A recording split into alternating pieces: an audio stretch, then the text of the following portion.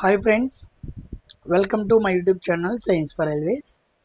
Last time మనం ALPCBT2 కి సంబంధించిన బేసిక్ సైన్స్లో హీట్ అండ్ థర్మోడైనమిక్స్లో మనం క్లాస్ 1 మాట్లాడుకున్నాం.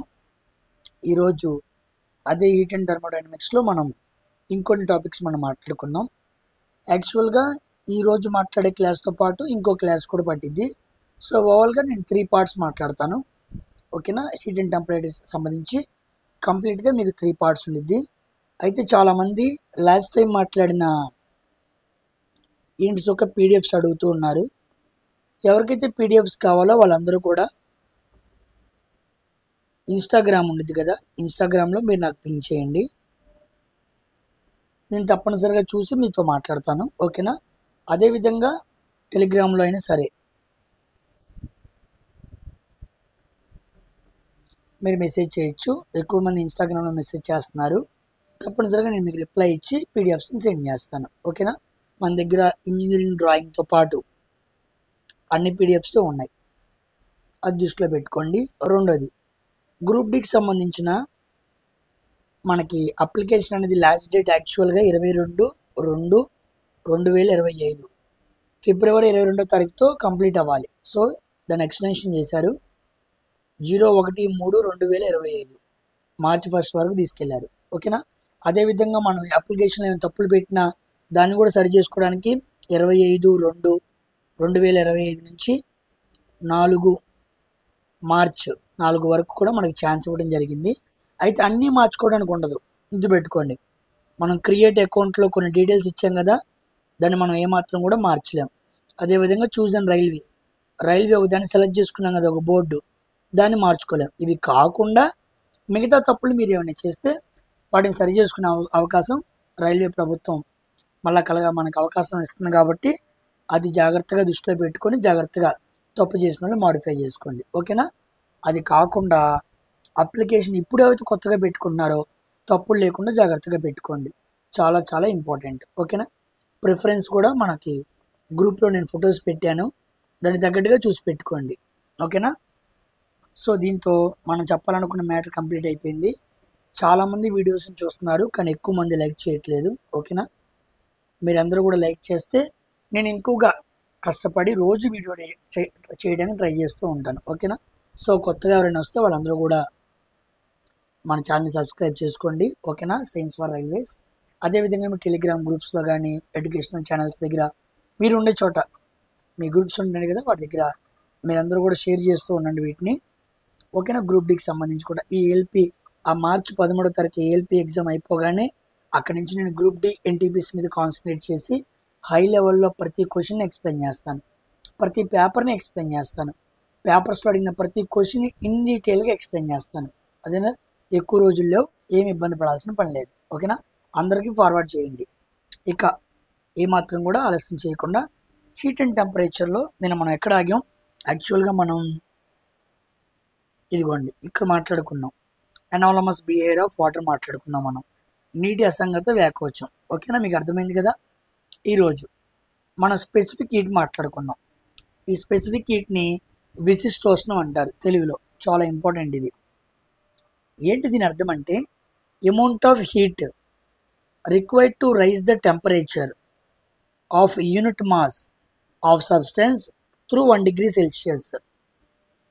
అమౌంట్ ఆఫ్ హీట్, ఎంత హీట్ కావాలి, required to raise the temperature 1 degree Celsius, 1 unit mass of substance.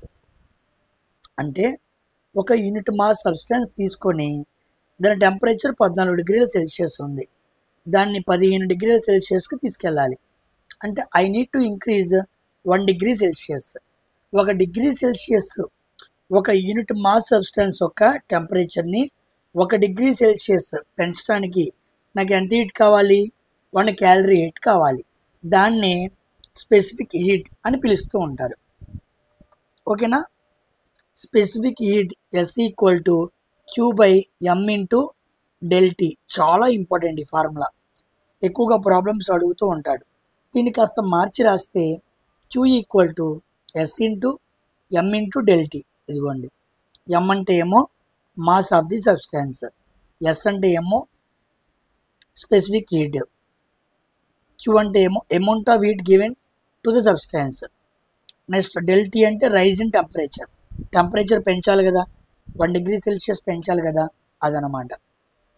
ఓకేనా, ఈ ఫార్ములా ఇదైనా ఒకటే. S equal to Q M into delta T, లేదా Q equal to M into S into delta T. ఓకేనా, దీనికి units అనమాట. ఎస్ఐ యూనిట్ ఇదిగోండి. హీట్ని దేంట్లో కొలుస్తాం, జౌల్స్లో. మాస్ని దేంట్లో కొలుస్తాం, కేజీస్లో. టెంపరేచర్ దేంట్లో కొలుస్తాం, కెల్విన్లో అనమాట. అక్కడ ఉన్నది రాశాను. సో జౌల్ కింద ఉన్న కేజీ పైకి వెళ్తే ఇన్వర్స్ అనమాట, కింద ఉన్న కెల్విన్ పైకి వెళ్తే inverse. So joule, KG inverse, kilo inverse. దాన్ని మనం ఏమని చెప్పొచ్చు, SI unit of specific heat అని చెప్పొచ్చు. తర్వాత సిజిఎస్ యూనిట్. ఏంటి సిజిఎస్ యూనిట్ అంటే, చూడండి, హీట్కి ఎస్ఐ యూనిట్ ఏమో జౌల్ అయితే సిజిఎస్ యూనిట్ ఏమో క్యాలరీ. ఆల్రెడీ మీకు చెప్పాను నేను. సో క్యాలరీ, హీట్ అంటే ఏమో క్యాలరీ, మాస్ అంటే ఏమో గ్రామ్స్లో, టెంపరేచర్ అంటే ఏమో సెల్సియస్లో. ఓకేనా, so calorie, gram inverse, Celsius inverse, ఇదేమో సిజిఎస్లో యూనిట్ అనమాట. ఈ 2 యూనిట్స్ చాలా చాలా ఇంపార్టెంట్, ఎగ్జామ్లో బాగా అడుగుతూ ఉంటాడు. సో దీన్ని స్పెసిఫిక్ హీట్ అంటారు అనమాట. Next heat capacity. ఏంటయ్యా హీట్ కెపాసిటీ అంటే, heat capacity equal to mass into specific heat. Mass into specific heat అనమాట. అంటే అర్థం ఏంటి, heat required to raise temperature 1 degree Celsius. 1 degree Celsius temperature పెంచడానికి ఎంత హీట్ కావాలి, ఆ కెపాసిటీ ఎంత తట్టుకునిద్ది అని చెప్పడమే హీట్ కెపాసిటీ అనమాట. Q equal to M into S into T. ఇప్పుడు టెంపరేచర్ ఎంత అని చెప్పాను, 1 degree Celsius కదా, టెంపరేచర్ ప్లేస్లో 1 degree Celsius పెట్టుకున్నాను. So heat equal to mass into specific heat అనమాట. కాబట్టి నాకు హీట్ కెపాసిటీ, ఒక వస్తువుని 1 degree Celsius పెంచినప్పుడు దాని హీట్ కెపాసిటీ తెలియాలనుకుంటే Q equal to M into S. M అంటే ఏమో మాస్, ఎస్ అంటే ఏమో స్పెసిఫిక్ హీట్. ఇది చాలా ఇంపార్టెంట్. ఇందాక మనం మాట్లాడుకుంది ఇక్కడేమో Q equal to M into S into T. ఇక్కడ ఆ టీ ప్లేస్లో 1 degree Celsius పెడతాం. హీట్ కెపాసిటీ 1 degree Celsius పెంచినప్పుడు ఎంత తట్టుకుంది, ఇదిగోండి ఇంత తట్టుకుంది. Q equal to M into S, that is called heat capacity అనమాట. ఓకేనా, తర్వాత ఇదిగోండి, ఇది specific heat of water. Specific heat of వాటర్ని సిజిఎస్ యూనిట్లో ఒకటిగా చెప్పచ్చు. 1 calorie/g/C. చాలా ఇంపార్టెంట్. విశిష్టోష్ణం, నీటికున్న విశిష్టోష్ణ విలువ ఎంత, స్పెసిఫిక్ హీట్ ఆఫ్ వాటర్ ఎంత అంటే 1 అనమాట. ఇదేంట్లో, సిజిఎస్లో. ఎస్ఐ యూనిట్స్లో అయితే 4200 జౌల్/kg కెల్విన్ అనమాట. జౌల్/kg కెల్విన్ కింద రాసాం కాబట్టి ఇన్వర్స్ అక్కర్లేదు. ఓకేనా, చాలా చాలా ఇంపార్టెంట్. ఇదేమో సిజిఎస్లో, ఇదేమో ఎస్ఐ యూనిట్. ఏంటి, విశిష్టోష్ణం వాటర్కి అనమాట. నెక్స్ట్ ఇది విశిష్టోష్ణం ఐస్ అనమాట. Specific heat of ice ego 0.5 calorie/g/C. అంటే స్పెసిఫిక్ హీట్ ఆఫ్ వాటర్ ఎంత ఉండిద్దో అందులో సగం ఐస్ ఉండిద్ది అనమాట. అడుగుతూ ఉంటాడు, స్పెసిఫిక్ హీట్ విశిష్టోష్ణం అనేది దేనికి ఎక్కువ, వాటర్కి ఎక్కువ, దేనికి తక్కువ, ఐస్కి తక్కువ, ఐస్ కన్నా దేనికి తక్కువ, స్టీమ్కి తక్కువ. ఓకేనా, ఇదేమో లిక్విడ్, ఇదేమో సాలిడ్, ఇదేమో గ్యాస్ అనమాట. 3 కామన్ ఏంటి, వాటర్ అనమాట. కామన్గా మనం తీసుకుంది ఏంటి, వాటర్. వాటర్కి సంబంధించిన విశిష్టోష్ణ వాల్యూస్ అనమాట. స్ట్రీము ఐస్ రెండింటికి విశిష్టోష్ణ వాల్యూస్ దగ్గరే ఉంటాయి, నీరర్గా ఉంటాయి స్పెసిఫిక్ వాల్యూస్. ఇదిగోండి, ఇది 0.5, ఇది 0.48 అనమాట. ఓకేనా, calorie/g/C. ఈ 3 చాలా ఇంపార్టెంట్. మనం ప్రాబ్లమ్స్లో ఎక్కువగా దీన్ని వాడుతూ ఉంటాం, బాగా గుర్తుపెట్టుకోండి. మీకు ప్రాబ్లమ్స్ కూడా వస్తాయి, వీటి మీద ఒక రకమైన మోడల్స్ ఉంటాయి, వాటిని ఆల్రెడీ ఇదే వీడియోలో నేను ఎక్స్ప్లెయిన్ చేస్తాను. ఇవి బాగా గుర్తుపెట్టుకోండి. ఓకేనా, specific heat of water, ice and steam. ఇదేమో కెల్విన్ ఎస్ఐ యూనిట్ అనమాట. ఇదేమో ఎస్ఐ యూనిట్.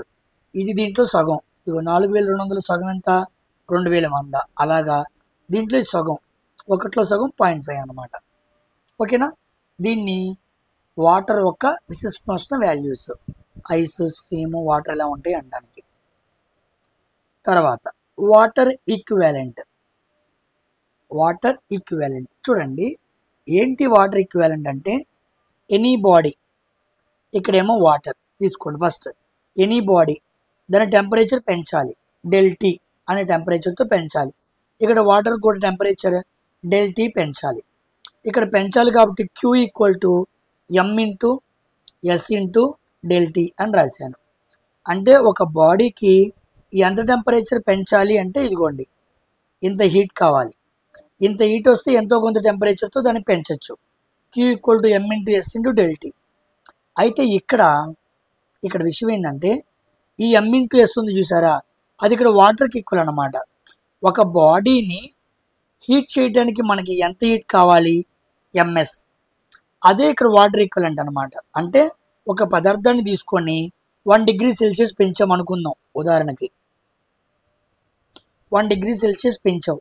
వాటర్ని 1 డిగ్రీ సెల్సియస్ పెంచడానికి నువ్వు ఎంత హీట్ అయితే వాడావో ఇక్కడ వాటర్కి కూడా అంతే హీట్ అవసరం అయింది అనమాట. వాటర్ కూడా 1 డిగ్రీ సెల్సియస్ టెంపరేచర్ పెంచాలంటే సేమ్ అదే హీట్ కావాలి. కాబట్టి ఈ M × S ప్లేస్లో నేను ఏం పెట్టుకోవచ్చు, వాటర్ పెట్టుకోవచ్చు. దీని యొక్క MS, ఆ పలానా వస్తువుకి MS = దీని వాటర్కి సమానం అనమాట. ఓకేనా? సో దాన్ని వాటర్ ఈక్వివాలెంట్ అంటారు. చాలా ఇంపార్టెంట్. ఇదిగోండి water equivalent W. W = M. M అంటే మాస్ అనమాట. S అంటే స్పెసిఫిక్ హీట్.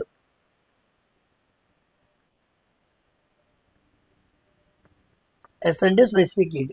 ఓకేనా? క్లారిటీ వచ్చింది కదా? చాలా ఇంపార్టెంట్. వాటర్ ఈక్వివాలెంట్ గుర్తుపెట్టుకోండి. తర్వాత ఇది వెరీ వెరీ ఇంపార్టెంట్, చాలా ఇంపార్టెంట్. చాలామంది కన్ఫ్యూజ్ అవుతూ ఉంటారు. దీన్ని చాలా కాస్త ఇబ్బందిగా ఉండేది మీకు అర్థం చేసుకోవడానికి. మనసు పెట్టి జాగ్రత్తగా వినండి. ఓకేనా? దీన్ని లేటెంట్ హీట్ అంటారు. యాక్చువల్గా లేటెంట్ అనే పదానికి అర్థం ఏంటంటే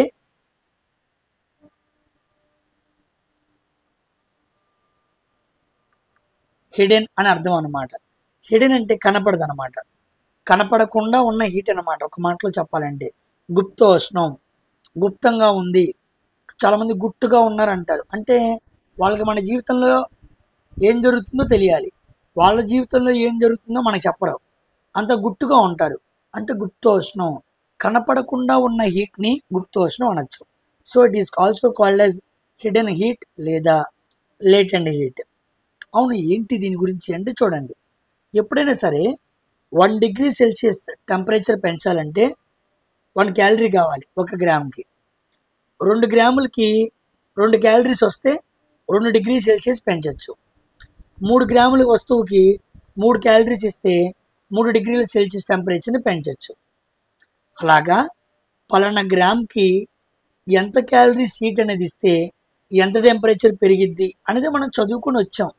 ఇప్పుడు బాగా గమనిస్తే ఇది ఐస్ క్యూబ్ 0 డిగ్రీ సెల్సియస్ దగ్గర ఉంది. ఇది వాటర్, అది 0 డిగ్రీ సెల్సియస్ దగ్గరే ఉంది. 0 డిగ్రీ సెల్సియస్ దగ్గర ఐస్ క్యూబ్ ఉంది, వాటర్ ఉంది. ఐస్ క్యూబ్ ఏమో సాలిడ్, వాటర్ ఏమో లిక్విడ్ అనమాట. ఓకేనా? ఇప్పుడు 0 డిగ్రీల సెల్సియస్ నుంచి నేను పెంచాలి. ఇక్కడ ఇది చదువుతాను చూడండి, ముందు మీకు బాగా అర్థమైంది. ముందు 0 డిగ్రీల సెల్సియస్ దగ్గర వాటర్ని తీసుకోండి, 100 డిగ్రీల సెల్సియస్ దగ్గర వాటర్ని తీసుకోండి. 0 డిగ్రీల సెల్సియస్ దగ్గర కూడా మనకు వాటర్ లిక్విడ్ ఫామ్లోనే ఉంది. 100 డిగ్రీల సెల్సియస్ దగ్గర కూడా వాటర్ ఎలా ఉంది, లిక్విడ్ ఫామ్లోనే ఉంది. ఇప్పుడు నేను ఎప్పుడైతే ఇక్కడి నుంచి ఇక్కడికి పెంచానో నేను ఎంత ఇచ్చినట్టు, 100 డిగ్రీల సెల్సియస్ పెంచాను. 100 డిగ్రీల సెల్సియస్ పెంచితే 0 నుంచి 100కి వచ్చింది అనమాట. ఓకేనా? ఇది లిక్విడ్గానే ఉంది, ఇది లిక్విడ్గానే ఉంది. కానీ ఇప్పుడు చూడండి, ఇది 100 డిగ్రీల సెల్సియస్ దగ్గర వాటర్. ఇప్పుడు వాటరు స్ట్రీమ్గా మారుతుంది. వాటర్ ఎప్పుడైతే టెంపరేచర్ మారట్లా, గుర్తుపెట్టుకోండి, ఫేజ్ మారుతుంది. ఉదాహరణకి ఇది 100 డిగ్రీల సెల్సియస్సే, ఇది 100 డిగ్రీల సెల్సియస్సే. 100 డిగ్రీల దగ్గర వాటర్ లిక్విడ్ ఫామ్లోనూ ఉంది, వాటర్ స్టీమ్ ఫామ్లోనూ ఉంది. వాటర్ లిక్విడ్ ఫామ్లోనూ ఉంది, వాటర్ గ్యాస్ ఫామ్లోనూ ఉంది. అయితే టెంపరేచర్ మారకుండా వస్తువు దాని ఫేజ్ను మార్చుకున్నప్పుడు ఎంతో కొంత హీట్ అనేది మనం ఇస్తాం అన్నమాట. 100 డిగ్రీల సెల్సియస్ దగ్గర నేను ఇంకో 1 డిగ్రీ సెల్సియస్ ఇచ్చాను అనుకోండి, ఏమవ్వాలి? 1 క్యాలరీ ఇచ్చాను అనుకోండి, 101 అవ్వాలి, అంతే కదా. ఈ 100 కాస్త 101, 102, 103 అవ్వాలి. కానీ అవుతుందా? లేదు. నేను హీట్ ఇస్తున్నాను కానీ టెంపరేచర్ పెరగట్లా.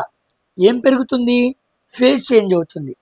అంటే నేను హీట్ ఎనర్జీ ఇచ్చినప్పుడు టెంపరేచర్ పెరగకుండా టెంపరేచర్ కాన్స్టెంట్గా ఉండి దాని స్టేట్ మారింది అనుకోండి.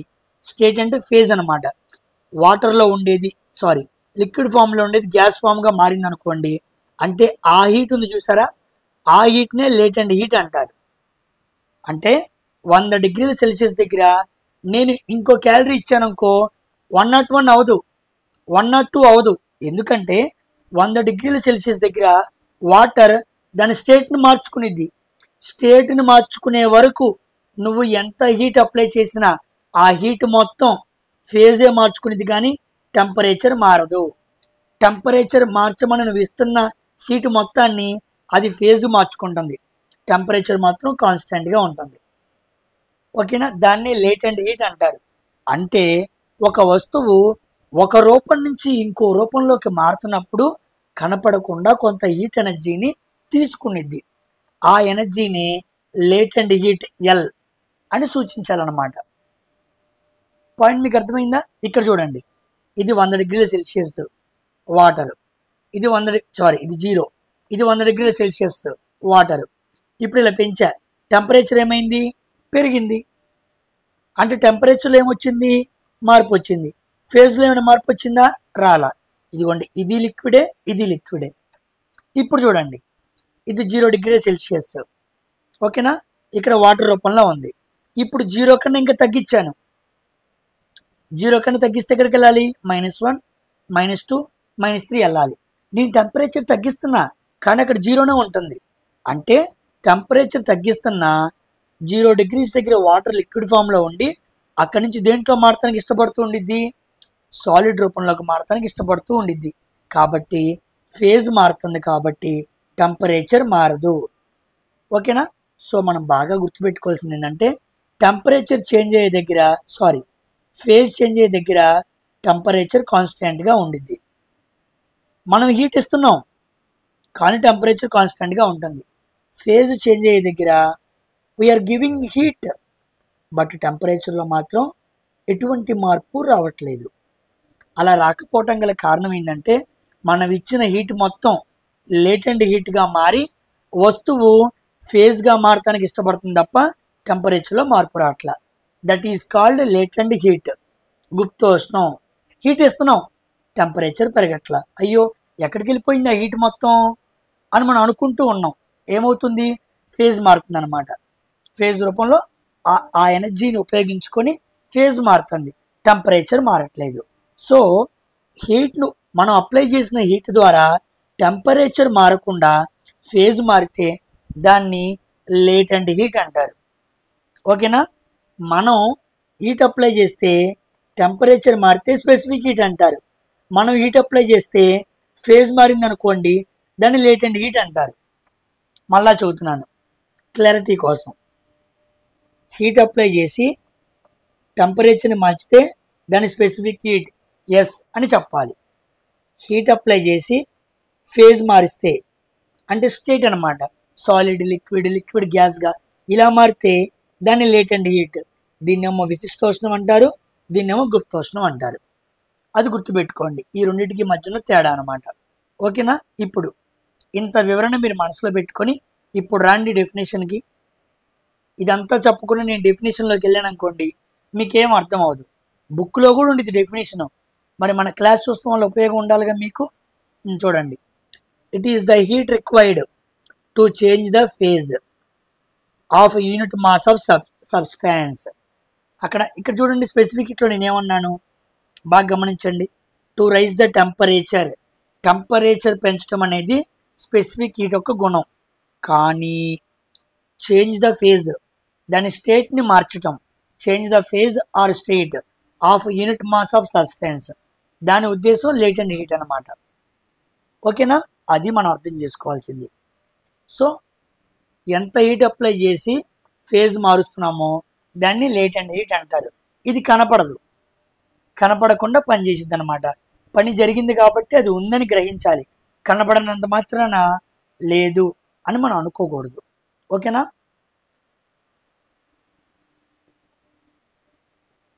నెక్స్ట్ ఇది గమనించండి, చాలామంది కన్వర్షన్స్ దగ్గర ఇబ్బంది పడుతూ ఉంటారు. ఈ కన్వర్షన్స్ చాలా ఇంపార్టెంట్, గుర్తుపెట్టుకోండి. చూడండి, ఒక సాలిడ్ వాటర్గా మారటాన్ని మెల్టింగ్ అంటారు, ఇదిగోండి యారో మార్క్. ఒక వాటర్ సాలిడ్గా మారటాన్ని ఫ్రీజింగ్ అంటారు. అంటే యాక్చువల్గా లిక్విడ్ అని రాయాలి, మీకు వాటర్ అని రాశాను అర్థం అవటానికి. ఓకేనా. సో లిక్విడ్ సాలిడ్గా మారితే ఫ్రీజింగ్, సాలిడ్ లిక్విడ్గా మారితే మెల్టింగ్, తర్వాత లిక్విడ్ గ్యాస్గా మారితే వేపరైజేషన్, గ్యాస్ వాటర్గా మారితే కండెన్సేషన్. రివర్స్ ప్రాసెస్ అనమాట. అడుగుతూ ఉంటాడు, మెల్టింగ్ ఆపోజిట్ ఏంటి? ఫ్రీజింగ్. ఫ్రీజింగ్ ఆపోజిట్ ఏంటి? మెల్టింగ్. వేపరైజేషన్కి ఆపోజిట్ ఏంటి? కండెన్సేషన్. కండెన్సేషన్కి ఆపోజిట్ ఏంటి? వేపరైజేషన్. ఇప్పుడు చూడండి ఏం జరుగుతుందో గమనించండి. ఇదిగోండి మెల్టింగ్ దగ్గర మాట్లాడుతున్నాను. 1 గ్రామ్ ఆఫ్ ఐస్ తీసుకున్నాం, 0 డిగ్రీ సెల్సియస్ దగ్గర ఉంది. అదే 1 gram of water 0 degree Celsius దగ్గర ఉంది. టెంపరేచర్ రెండు ఎలా ఉన్నాయి? కాన్స్టెంట్గా ఉన్నాయి. కానీ ఐస్ వాటర్గా మారిద్ది, వాటర్ ఐస్గా మారిద్ది. ఐస్ వాటర్గా మారిద్ది, వాటర్ ఐస్గా మారిద్ది. ఏం మారుతుంది? ఫేజ్ మారుతుంది. ఏం మారుతుంది? ఫేజ్. టెంపరేచర్ ఎలా ఉంది? కాన్స్టెంట్గా ఉంది. కాబట్టి టెంపరేచర్ కాన్స్టెంట్గా ఉండి ఫేజ్ మారుతాన్ని లేటెంట్ హీట్ అంటారు. ఇక్కడ ఐస్ వాటర్గా మారుతుంది కాబట్టి latent heat of ice equal to 80 calorie per gram. 80 calorie per gram అనమాట. చాలా important. Latent heat of ice 80 calorie per gram. అంటే ఇది 0 డిగ్రీ సెల్సియస్ దగ్గర ఐస్ దగ్గర ఉంది. ఈ ఐస్ వాటర్గా మారాలంటే 80 క్యాలరీ చేయాలన్నమాట. ఓకేనా. యాక్చువల్గా మీరు చూడండి, 1 డిగ్రీ సెల్సియస్ 1 క్యాలరీ అప్లై చేస్తే 1 డిగ్రీ సెల్సియస్ పెరిగిద్ది, 2 క్యాలరీస్ అప్లై చేస్తే 2 డిగ్రీ సెల్సియస్ పెరిగిద్ది. అలాగా 80 క్యాలరీస్ అప్లై చేస్తే 80 డిగ్రీ సెల్సియస్ పెరగాలి. అవునా కాదా? కానీ టెంపరేచర్లో ఏమైనా మార్పు వచ్చిందా? చూసారా, ఇక్కడ 0 ఇక్కడ 0 ఉంది. అంటే మనం 80 క్యాలరీస్ అప్లై చేస్తే 80 డిగ్రీ సెల్సియస్ టెంపరేచర్ పెరగాలి.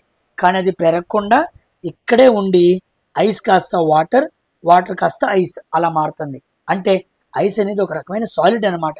పూర్తిగా సాలిడ్ వాటర్గా లిక్విడ్గా మారాలి, పూర్తిగా లిక్విడ్ సాలిడ్గా మారాలి. అలా మారాలి అంటే చాలా ఎనర్జీ కావాలి. అదిగోండి ఎనర్జీ చూసారా. మామూలుగా అయితే అంత టెంపరేచర్ పెరగాలి. అంత టెంపరేచర్ పెరిగిందా? ఇదిగో 0 0 అక్కడే ఉంది. కానీ చూడండి, అది మనకు నేను చెప్పే పాయింట్ మీకు అర్థమైందా? దాన్ని లేటెంట్ హీట్ ఆఫ్ ఇదిగోండి ఫ్యూజన్ అంటారు. మీ భాషలో లేటెంట్ హీట్ ఆఫ్ ఐస్ అని గుర్తుపెట్టుకోండి, ఈజీగా ఉండిద్ది. ఓకేనా. తర్వాత ఇప్పుడు వేపరైజేషన్ దగ్గర చూద్దాం. ఇదిగోండి వాటర్ 100 డిగ్రీల సెల్సియస్ దగ్గర వాటర్ లిక్విడ్ ఫామ్లో ఉండిద్ది. నెక్స్ట్ గ్యాస్ 100 డిగ్రీల సెల్సియస్ దగ్గర వాటర్ స్టీమ్గా ఉండిద్ది. అయితే ఈ 100 డిగ్రీల సెల్సియస్ దగ్గర ఉన్న వాటర్ లిక్విడ్ ఫామ్లో ఉన్నది పూర్తిగా గ్యాస్గా మారాలి. పూర్తిగా గ్యాస్గా మారాలంటే ఇదిగోండి 540 క్యాలరీస్ అప్లై చేయాలి. యాక్చువల్గా 540 క్యాలరీస్ అంటే 540 డిగ్రీల సెల్సియస్. అంటే చూడండి ఎంత టెంపరేచర్ పెరగాలో. కానీ పెరిగిందా? పెరగల. టెంపరేచర్ మాత్రం 100 ఉంది. కానీ పూర్తిగా వాటర్ స్ట్రీమ్గా మారిపోవాలి. పొయ్యి మీద పెట్టిన మొత్తం వాటర్ గ్యాస్గా మారిపోవాలంటే చూడండి ఎంత ఎంత హీట్ కావాలో. అందుకే మీకు ఒక విషయం చెప్పనా, చాలా మందికి తెలియని విషయం ఏందనుకున్నారు? ఉదాహరణకి హాట్ వాటర్ ఉంది ఇంట్లో, మీ అమ్మగారు నాన్నగారు వెళ్ళి వేడి నీళ్ళు కాయి బాబు అన్నారు. గిన్నెలో వాటర్ పోసి బాగా కాచారు, హాట్ వాటర్ అయింది. హాట్ వాటర్ని బాగా కాలుస్తున్నప్పుడు నీటి ఆవిరి పైకి వచ్చింది. ఓకేనా. టీ కానీ అవన్నీ కాచుకున్నప్పుడు మనం పోస్తున్నప్పుడు మన చేతికి ఆవిరి తగులుతూ ఉండిద్ది. ఇప్పుడు హాట్ వాటర్ 100 డిగ్రీల సెల్సియస్ దగ్గర ఉంది, నీటి ఆవిరి అది 100°C దగ్గరే ఉంది. కానీ ఇవి రెండు మన చేతికి తగిలినప్పుడు ఏది ఎక్కువ ప్రభావం చూపించిద్ది, ఏది ఎక్కువ బాగా మంటను కలగజేసిద్ది అంటే హాట్ వాటరా నీటి ఆవిరా? మీరేం చెబుతారు ఆన్సరు? హాట్ వాటర్ అని చెబుతారు. కానీ రాంగ్ ఆన్సర్, నీటి ఆవిరి అనమాట. రెండు 100°C దగ్గరే ఉన్నాయి. కానీ హాట్ వాటర్ కన్నా నీటి ఆవిరి మన చేతి మీద ఎక్కువ ప్రభావం చూపించింది. ఎందుకంటే హాట్ వాటర్ కనపడకుండా నీటి ఆవిరిగా మారుతుంది. 540 క్యాలరీల శక్తి కనపడకుండా అక్కడ ఉండిద్ది. అందుకే నీటి కన్నా, వేడి నీళ్ళ కన్నా వేడి నీటి ఆవిరి మన చేతికి ఎక్కువ ప్రమాదం చూపించింది. మీరు వేడి నీళ్ళు పడినప్పుడు వచ్చిన బొబ్బల కన్నా నీటి ఆవిరి తగిలినప్పుడు వచ్చిన బొబ్బలు ఎక్కువ కాలం ఉంటాయి, మంట పుడుతూ ఉంటాయి. బికాజ్ ఒక స్థాయి నుంచి ఇంకో స్థాయిలోకి, ఒక స్టేట్ నుంచి ఇంకో స్టేట్లోకి మారుతున్నప్పుడు ఎక్కువ ఎనర్జీ అనేది రూపంగా మారుతూ ఉండిద్ది. అందుకే అది నీకు ప్రమాదాన్ని కలుగజేస్తుంది అనమాట. అందుకే నువ్వు ఇబ్బంది పడుతున్నావు. ఓకేనా? పాయింట్ మీకు అర్థమైందా? నెక్స్ట్ ఇప్పుడు చూడండి, ఐస్ క్యూబ్ తీసుకోండి. ఇదే ఎగ్జాంపుల్ ఇంకోటి చదువుతున్నాను మీకు అర్థం అవటానికి అనమాట. ఐస్ క్యూబ్, వాటర్ తీసుకోండి. ఇది 0°C దగ్గరే ఉండిద్ది. ఇది 0°C దగ్గరే ఉండిద్ది. ఇప్పుడు చల్లటి నీటిని, 0°C దగ్గర ఉన్న చల్లటి నీటిని, 0°C దగ్గర ఐస్ క్యూబ్ని రెండింటిని చేతిలో పెట్టుకోండి. ఏది ఎక్కువ నీ చేతి మీద ప్రభావం చూపించింది? నువ్వు వాటర్ని ఎక్కువసేపు పెట్టుకోగలవు కానీ ఐస్ క్యూబ్ని ఎక్కువగా పెట్టుకోలేవు. బికాజ్ వాటర్ ఐస్గా మారటానికి 80 క్యాలరీస్ ఎనర్జీ అనేది కావాలి. అందుకే ఐస్ క్యూబ్ని చేతిలో ఎక్కువ పెట్టుకున్నారనుకోండి, చెయ్యి బాగా పట్టేసినట్టు నొప్పి పుడుతూ ఉండిద్ది. ఐస్ క్యూబ్ తీసుకొని మీరు మొహానికి రుద్దుకోండి, 2 నిమిషాలు, 1 నిమిషం మొహం మీద పెట్టుకుంటే నరాలన్నీ జివ్వుమని మీరు తట్టుకోలేరు. ఎందుకు అంత ప్రభావం చూపిస్తుంది? అదే 0°C దగ్గర వాటర్ ప్రభావం చూపించచ్చు కదా. దానికన్నా ఎక్కువగా క్యూబ్ ఎందుకు ప్రభావం చూపిస్తుంది? స్టేట్ మారుతుంది, లిక్విడ్ కాస్త సాలిడ్ అవుతుంది. అందుకే మారుతున్నప్పుడు నీ మీద ఎక్కువ ప్రభావం చూపించింది. మన భాషలో చెప్పాలనుకోండి, స్టేట్ బార్డర్స్ ఉంటాయి. ఆంధ్రప్రదేశ్కి తెలంగాణకి కర్ణాటకకి ఆ బార్డర్స్ దగ్గర ఉండేవాళ్ళు ఉంటారు చూసారా, చాలా ఘోరంగా ఉంటారు. వాళ్ళు దొంగలు, వాళ్ళు వీళ్ళు ఉంటారు. ప్రమాదం అన్నమాట. అక్కడ స్టేట్ బార్డర్లో జాగ్రత్తగా ఉండాలి, పొలిమేరల దగ్గర జాగ్రత్తగా ఉండాలంటారు కదా. అలాగా సాలిడ్ లిక్విడ్గా లేదా లిక్విడ్ సాలిడ్గా ఈ మారే సమయంలో ఉత్పత్తి ఎనర్జీ ఉంది చూసారా, ఆ ఎనర్జీ ఎక్కువ ప్రభావం చూపించింది. అందుకే వాటర్ క్యూబ్గా మారినప్పుడు ఆ క్యూబ్ ఎక్కువగా, వాటర్ గ్యాస్గా మారుతున్నప్పుడు ఆ నీటి ఆవిరి ఎక్కువగా మన చేతుల మీద, మన బాడీ మీద ప్రభావం ఎక్కువగా చూపిస్తూ ఉండిద్ది. కాబట్టి వాటర్ కన్నా నీటి ఆవిరి, సాలిడ్ ఐస్ క్యూబ్స్, చల్లగా చేసినప్పుడు సాలిడ్ ఐస్ క్యూబ్, వేడి చేసినప్పుడు నీటి ఆవిరి ఎక్కువ ప్రభావం చూపుతాయి. దానికి కారణం లేటెంట్ హీట్ అనమాట. లేటెంట్ హీట్ అది చాలామంది ఇది ఎక్స్పీరియన్స్ చేసి ఉంటారు కానీ ఇది ఎందుకు అన్న విషయం తెలియదు. ఈరోజు మీకు అర్థమైంది అనుకుంటున్నా. టీ పోయమంటారు, చాలామంది ఆ టీ పోస్తున్నప్పుడు ఇలా ఉంచుతారు గిన్నెని, ఆ ఆవిరి మొత్తం చేతి తగిలిద్ది. ఏమంటే టీ కూడా పోయలేరు, పక్కన పెట్టేస్తారు. ఎందుకు?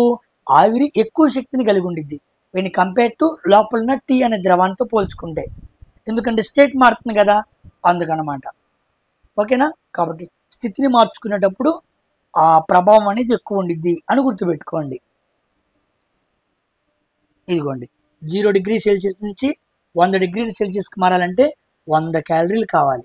కానీ ఇక్కడ చూడండి, కాన్స్టెంట్గా ఉన్నప్పుడు అంత ఎనర్జీ అవసరం అవుతుంది, కానీ ఫేజ్ మారటానికి అవసరం అవుతుంది. ఓకేనా? ఇదిగోండి, heat required to change the state మార్చడానికి కావాల్సిన హీట్ని ఏమంటారు? ఎంఎల్ అంటారు. Q = M × L.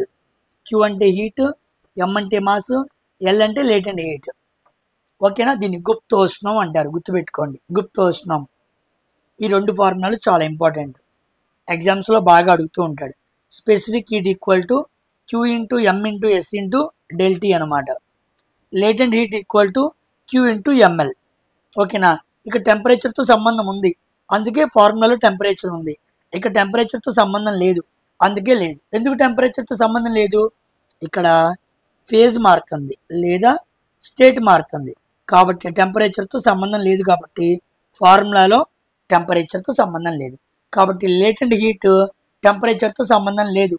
కానీ స్పెసిఫిక్ హీట్ టెంపరేచర్తో సంబంధం ఉంది. రెండు వెరీ వెరీ ఇంపార్టెంట్, బాగా మీరు దృష్టిలో పెట్టుకోండి. కమింగ్ టు ఇది కూడా ప్రాబ్లం. దీని మీద ప్రాబ్లం ఎలా వచ్చిందో చూద్దాం చూడండి. చాలా ఇంపార్టెంట్ అండి. ఇలాంటి ప్రాబ్లమ్స్ రియలిస్టిక్గా ఉంటాయి. ఈ ప్రాబ్లం మొత్తం మీకు అర్థమైపోతే కాన్సెప్ట్ మొత్తం గుర్రమని ఎక్కిద్ది అనమాట. అర్థమైందా? నేను చాలా ఈజీగా చదువుతున్నాను. ఒకవేళ నేను చెప్పేది మీకు అర్థం కాకపోయినా వెనక్కి వెళ్ళి 1-2 సార్లు వినండి. ఎందుకంటే ఇప్పటి వరకు మీరు ఇన్డెప్త్గా ఇలా హీట్ అండ్ టెంపరేచర్ని విని ఉండకపోవచ్చు, మీరు విన్న చోట చెప్పి ఉండకపోవచ్చు. ఓకేనా? కాబట్టి చాలా ఉపయోగపడిద్ది, జాగ్రత్తగా నేర్చుకోండి. చూడండి, calculate the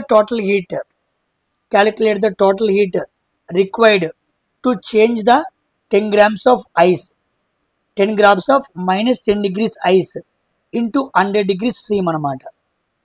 calculate the total heat. కొంత హీట్ అప్లై చేస్తే 10 గ్రాముల ఐసు -10 డిగ్రీల సెల్సియస్ దగ్గర ఉందంట. ఒక ఐస్ క్రీమ్ తీసుకోండి, -10 డిగ్రీల సెల్సియస్ దగ్గర ఉన్న ఐస్ క్రీమ్కి 100 డిగ్రీల సెల్సియస్ స్టీమ్గా మారిపోవాలి, ఆవిరైపోవాలి. ఐస్ మొత్తం ఆవిరైపోవాలి. -10 నుంచి 100 డిగ్రీల సెల్సియస్ దగ్గరికి వెళ్ళాలి. అలా వెళ్ళాలి అంటే 10 grams ఒక ఐస్ ఈ -10 నుంచి 100 డిగ్రీల సెల్సియస్ వెళ్ళాలంటే ఎంత హీట్ కావాలి అని అడిగాడు. అదనమాట ప్రాబ్లం. చూడండి ఎలా చేయాలో. ఫస్ట్ ఐడియా క్రియేట్ చేస్తున్నాం చూడండి. ఫస్ట్ -10 డిగ్రీ సెల్సియస్ దగ్గర ఉన్న ఐస్ ముందు 0 డిగ్రీల సెల్సియస్ దగ్గరికి మారాలి. ఐస్ ఎప్పటి వరకు ఉండిద్ది? 0 డిగ్రీల సెల్సియస్ వరకు ఉండిద్ది. ఓకేనా? ఇక్కడ ఇది -10 డిగ్రీ సెల్సియస్ నుంచి 0 డిగ్రీ సెల్సియస్ కి వెళ్తానికి కావాల్సిన హీట్ని Q1 అంటారు. తర్వాత 0 డిగ్రీల ఐస్ నుంచి 0 డిగ్రీల సెల్సియస్ వాటర్, ఐస్ కాస్త ఏమైంది? వాటర్గా మారింది. సాలిడ్ కాస్త లిక్విడ్ అయింది, స్టేట్ మారింది అనమాట. అలా మార్చడానికి కావాల్సిన హీట్ని Q2 అంటారు. తర్వాత 0 డిగ్రీల సెల్సియస్ దగ్గర ఉన్న వాటర్ 100 డిగ్రీల సెల్సియస్ దగ్గర ఉన్న వాటర్గా మారాలి. వాటర్గా మారాలి. అక్కడ కావాల్సిన హీట్ని Q3 అంటారు. తర్వాత 100 డిగ్రీల సెల్సియస్ దగ్గర ఉన్న వాటర్ 100 డిగ్రీల సెల్సియస్ దగ్గర స్టీమ్కి సమానం అవ్వాలి, స్టీమ్గా మారిపోవాలి. దానికి కావాల్సిన హీట్ని Q4 అంటారు. ఇలాగా 4 విభాగాల్లో ముందు ఇది ఇలాగా, ఇది ఇలాగా, ఇది ఇలాగా, ఇది అలాగా. అలా మారితే ఈ ఐస్ క్యూబ్ కాస్త స్టీమ్గా మారిపోయింది. ఈ -10 ఈ 100 అయింది. ఇలా మొత్తం జరగాలంటే ఇంత హీట్ కావాలి. Q1, Q2, Q3 అనే హీట్ కావాలి. అది ఎలా కాలిక్యులేట్ చేయాలో కింద మనం మాట్లాడుకుంటాం. సింపుల్. చూడంగానే భయపడుతూ ఉంటారు. నేను సింపుల్గా చెబుతా, మీరు జాగ్రత్తగా అర్థం చేసుకోండి, ఏమీ ఉండదు. ఫస్ట్ Q1 చూడండి, టెంపరేచర్ మారిందా? టెంపరేచర్ మారితే ఏం తీసుకోవాలి? ఇదిగోండి ఫార్ములా. టెంపరేచర్ మారితే స్పెసిఫిక్ హీట్, టెంపరేచర్ లేకపోతే లేటెంట్ హీట్, అంతే. ఇప్పుడు చూడండి, -10 0, -10 కాస్త ఏమైంది? 0 అయింది. అంటే టెంపరేచర్ ఉందా? ఉంటే ఈ ఫార్ములా తీసుకోవాలి. Q × M × S × ∆T. M అంటే ఎంత? 10 గ్రాములు రాశాను. S specific heat of ice ఎంత? 0.5. ఇందా చెప్పాగా. ఇదిగోండి స్పెసిఫిక్ హీట్ ఆఫ్ ఐస్ ఎంత? 0.5. ఇదిగోండి 0.5. ఓకేనా? టెంపరేచర్ ఎంత పెంచాలి? -10 నుంచి 0 రావాలి, అంటే 10 పెరగాలి. ఇదిగోండి 10.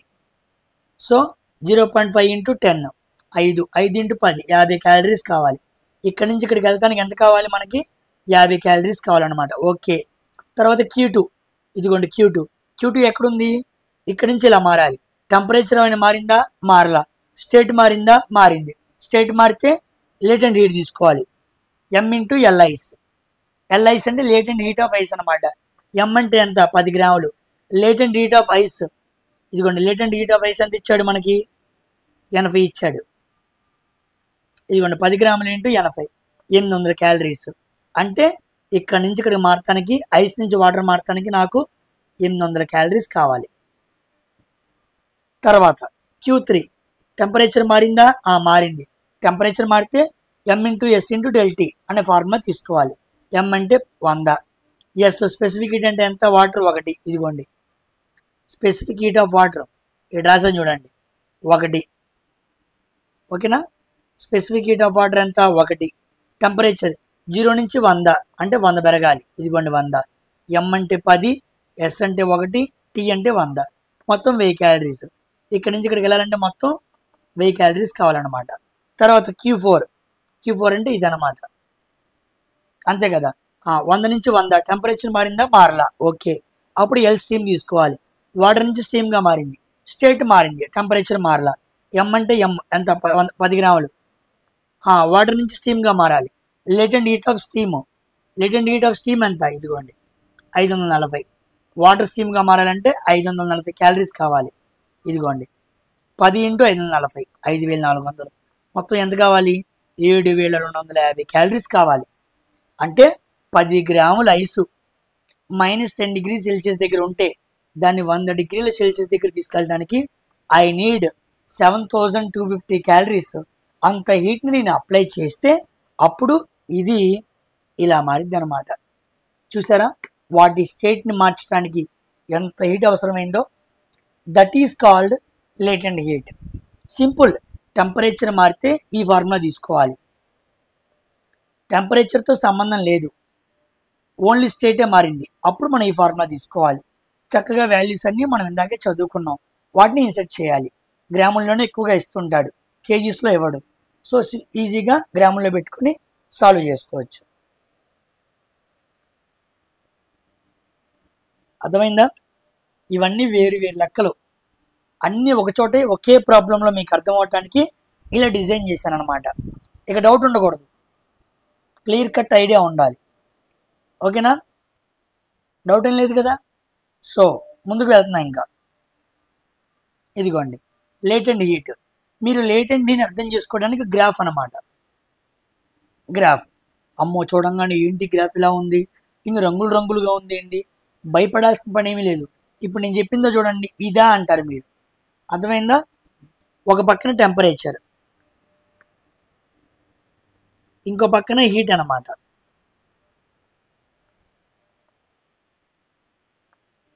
ఇప్పుడు చూడండి,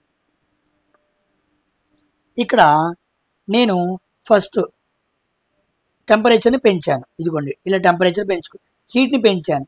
హీట్ని పెంచితే టెంపరేచర్ ఏమైంది, ఇక్కడ దాకా వచ్చింది. కాబట్టి ఇక్కడ నుంచి ఇక్కడ వరకు 0 డిగ్రీ సెల్సియస్ వరకు సాలిడ్ రూపంలో ఐస్ ఎలా ఉండిద్ది, ఐస్గానే ఉండిద్ది. ఎప్పుడైతే ఈ 0 డిగ్రీ సెల్సియస్ దగ్గర ఉన్న ఐసు ఇక్కడ వరకు వాటర్గా మారేలోపు, ఇక్కడేమో వాటర్గా మారింది చూసారా. ఇదిగోండి ఇది లిక్విడ్ వాటర్ అనమాట, ఇదేమో సాలిడ్, ఇదేమో లిక్విడ్, ఇదేమో గ్యాస్. ఇలా రెడ్గా ఉందేమో సాలిడ్, గ్రీన్గా ఉందేమో లిక్విడ్, బ్లూ కలర్లో ఉందేమో గ్యాస్. చూడండి 0 డిగ్రీ సెల్సియస్ దగ్గర ఉన్న ఐస్ 0 డిగ్రీ సెల్సియస్ దగ్గర ఉన్న వాటర్గా మారటానికి ముందు ఏమైంది, ఐసు వాటర్ కొంతకాలం పాటు అలాగే ఉంది. అంటే పూర్తిగా ఐస్ క్యూబ్ పూర్తిగా వాటర్గా మారాలి. ఈ మధ్యలో కావాల్సిన హీట్ని లేటెంట్ హీట్ అంటారు. అర్థమైందా? పూర్తిగా 0 డిగ్రీల సెల్సియస్ దగ్గర ఉన్న ఐస్ క్యూబ్ 0 డిగ్రీల సెల్సియస్ దగ్గర ఉన్న వాటర్గా మారాలి. సాలిడ్ కాస్త పూర్తిగా లిక్విడ్గా మారటానికి, స్టేట్ మార్చుకోవడానికి కావాల్సిన హీట్ని లేటెంట్ హీట్ అంటారు. ఇప్పటి వరకు నేను చెప్పిందే గ్రాఫ్లో చూపిస్తున్నాను. ఓకేనా? సో ఈ సెక్షన్ ఈజ్ లేటెంట్ హీట్. ఆ తర్వాత ఎప్పుడైతే వాటర్గా మారిపోయిందో, వాటర్ ఏమైపోయింది, స్టీమ్గా మారిపోయింది. ఇక్కడ వరకు వచ్చింది. ఇదేమో 0 డిగ్రీ సెల్సియస్ దగ్గర వాటర్, ఇదేమో 100 డిగ్రీల సెల్సియస్ దగ్గర వాటర్. ఇప్పుడు ఈ వాటర్ ఏమవ్వాలి, స్టీమ్గా మారిపోవాలి. వాటర్ స్టీమ్గా మారాలంటే ఇక్కడేమో లిక్విడ్, ఇక్కడేమో గ్యాస్. ఈ లిక్విడ్ పూర్తిగా గ్యాస్గా మారాలి అంటే చాలా ఎనర్జీ కావాలన్నమాట. ఈ ఎనర్జీ మొత్తం ఏమంటారు, లేటెంట్ హీట్ అంటారు. అంటే వాటర్ పూర్తిగా వేపర్గా మారటానికి పట్టే ఎనర్జీని లేటెంట్ హీట్ అంటారు. ఐస్ పూర్తిగా వాటర్గా మారటానికి పట్టే ఎనర్జీని లేటెంట్ హీట్ అంటారు. కాబట్టి సాలిడ్ లిక్విడ్గా, లిక్విడ్ గ్యాస్గా మారటానికి మధ్యలో ఇలాంటి కండిషన్స్ ఉంటాయి అన్నమాట. కొంతకాలం వరకు ఎంతో హీట్ని తీసుకొని తమ స్టేట్ని మార్చుకుంటూ ఉంటాయి. ఇదిగోండి ఇక్కడ వరకు సాలిడ్ నుంచి లిక్విడ్గా మారాలి, అది లేటెంట్ హీట్. ఇక్కడ వరకు వాటర్ కాస్త గ్యాస్గా మారాలి, ఆ మధ్యలోది లేటెంట్ హీట్ అనమాట. ఓకేనా? ఇదిగోండి 0 డిగ్రీల సెల్సియస్ దగ్గర వాటర్గా ఉండిద్ది, 0 డిగ్రీ సెల్సియస్ దగ్గర ఐస్ క్యూబ్గా ఉండిద్ది. దీని తర్వాత ఐస్ క్యూబ్ మారిపోయింది మెల్లిగా వాటర్గా. దీని తర్వాత వాటర్ కాస్త గ్యాస్గా మారుతూ ఉండిద్ది. చాలా ఇంపార్టెంట్ ఈ గ్రాఫ్. ఈ గ్రాఫ్ మీకు అర్థమైపోతే కాన్సెప్ట్ బాగా ఈజీగా అర్థమైపోయింది. కొన్నిసార్లు మనకి కాన్సెప్ట్ అర్థం కాకపోతే గ్రాఫ్ చాలా క్లియర్గా మనకు ఎక్స్ప్లెయిన్ చేసిద్ది అనమాట. ఓకేనా, డౌట్ ఏం లేదు కదా. దీన్ని లేటెంట్ హీట్ గ్రాఫ్ అంటారు, గుర్తుపెట్టుకోండి, గుప్త ఉష్ణం. సో ఇక్కడతో లేటెంట్ హీట్ కంప్లీట్ అయింది. తర్వాత మనం మాట్లాడుకోవాల్సిన కాన్సెప్ట్ ఏంటంటే ట్రాన్స్మిషన్ ఆఫ్ హీట్ అనమాట.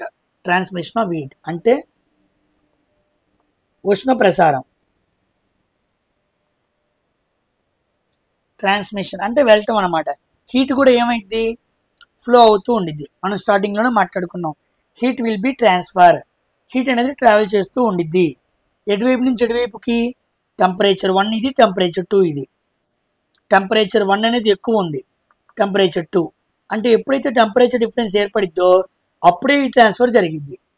ఒకవేళ టెంపరేచర్ డిఫరెన్స్ అనేది 0 ఉందనుకోండి, హీట్ ట్రాన్స్ఫర్ అవ్వదు. When T1 equal to T2 already ఈక్విలిబ్రియంలో ఉన్నాయి. ఈక్విలిబ్రియంలో అంటే సమానంగా ఉన్నాయి.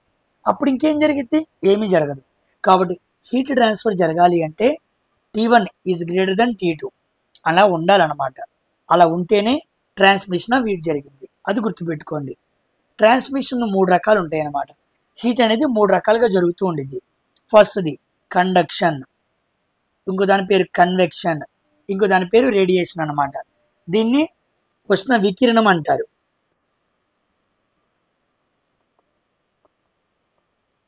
ఉష్ణ వికిరణం అర్థమైందా.